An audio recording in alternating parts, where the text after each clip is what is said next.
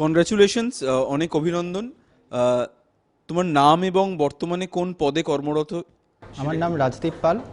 আমি lower division clerk, PW roads ডাইরেক্টরেটে রয়েছি। আচ্ছা, কোন পরীক্ষার মাধ্যমে তুমি এই চাকরিটা পেয়েছো? আমি ক্লার্কশিপ 2019 পরীক্ষাতে পেয়েছি। আচ্ছা, রাইসে কত সালে তুমি প্রিপারেশন শুরু করেছিলে? আমি রাইসে পড়তে শুরু করেছিলাম 2015-16 ব্যাচ থেকে।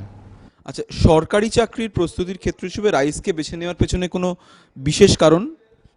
রাইসের ওই স্টাডি মেটেরিয়ালস আর ওই নিয়মিত মক টেস্ট, ক্লাস টেস্ট, এইগুলো আমার খুব হেল্প করেছিল আর কি, এবং শুনেও ছিলাম যে এইগুলোর ব্যাপারে। তো ওই নিয়মিত অনুশীলন করার একটা দরকার পড়ে এই ধরনের পরীক্ষায় পাশ করার জন্য, তো সেই জন্যই রাইসকে আমি বেছে নিয়েছিলাম।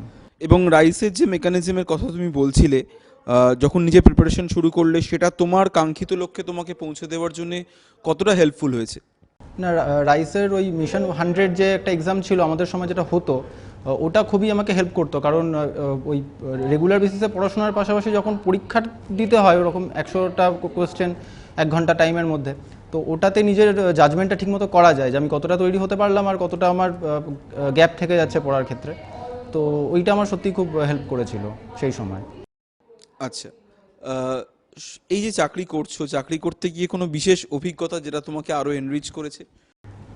অভিজ্ঞতা সেরকম মানে কি, প্রত্যেক দৈনন্দিন কাজের যেরকম হয় আর কি, সেই মানে সেরকম অভিজ্ঞতা কিছু নেই। ওই রেগুলার বেসিসে ক্লার্কের কাজ যা হয় আর কি, 10টা 5টা ডিউটি, অফিসে যাওয়া, অফিস থেকে বাড়ি ফেরা, এটাই।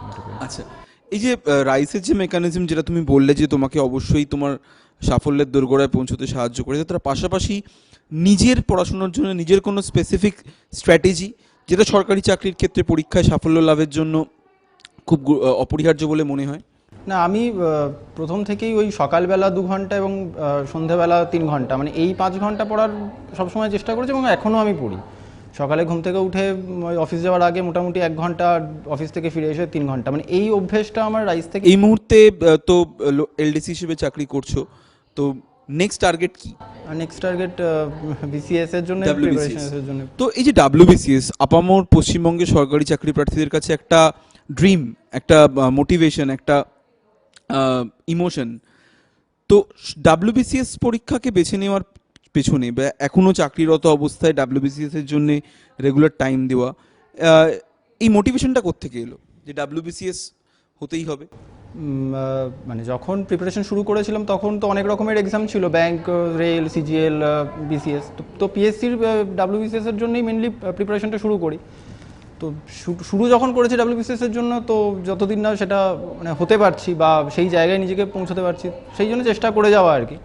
এবার অনন্তকাল চেষ্টা নিশ্চয়ই করবো না, কিন্তু একটা একটা সাফল্য পেয়েছি, তো দেখা যাক যদি পরেরটাও মানে পাওয়া যায় আর নিজের লক্ষ্য। নিশ্চয়ই আমরা অবশ্যই প্রে করি যে তুমি তোমার কাঙ্ক্ষিত লক্ষ্যে পৌঁছো এবং ডাব্লিউবিসিএস তোমার হোক, এবং পরবর্তী সমাবর্তনে এটাও আমরা আশা করব যে তুমি অ্যাজ এ ডাব্লিউবিসিএস অফিসার আবার আমাদের এই মঞ্চ থেকে পুরস্কার নাও। তো এই যে এবারে কি সমাবর্তনে প্রথম? হ্যাঁ, সমাবর্তনে তো প্রথম। এই অভিজ্ঞতাটা কেমন, যেখানে একদিন ক্লাস করেছিলে, সমাবর্তন দেখেছিলে যে অন্যেরা পুরস্কার নিচ্ছে, তো সেখানে আজকে নিজে সমাবর্তনের মঞ্চে দাঁড়িয়ে পুরস্কার নেওয়ার এই যে অভিজ্ঞতা, এই ব্যাপারটা একটু যদি শেয়ার করো। না, যে অভিজ্ঞতা খুবই ভালো। মানে যখন স্টুডেন্ট ছিলাম রাইসের, তখন মনে হয় 2016 সমাবর্তনে আমি এসেছিলাম একজন স্টুডেন্ট হিসাবে। তো সেদিন মোটামুটি ইচ্ছা ছিল যে কোনো একদিন আমি এরকম মঞ্চে পুরস্কার পাবো। তো আজকে সেই পুরস্কারটা হাতে নিয়ে সত্যি খুব ভালো লাগছে, একটা আলাদা অভিজ্ঞতা, আলাদা রকমের আনন্দ।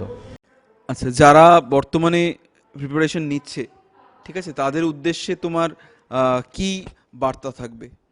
একটাই বার্তা, যে নিজের যেটা ডিসিশন নেওয়া হয়েছে যে আমি এই কম্পিটিটিভ ফিল্ডে পড়াশোনা করব, তো একবার ডিসিশন নেওয়া হয়ে গেছে মানে সেই ডিসিশনটা যতদিন না সঠিকভাবে প্রমাণিত হচ্ছে ততদিন চেষ্টা চালিয়ে যেতে হবে, আর রেগুলার অনুশীলন তো করতেই হবে, এর বেশি তো কিছু বলার নেই। এটাই।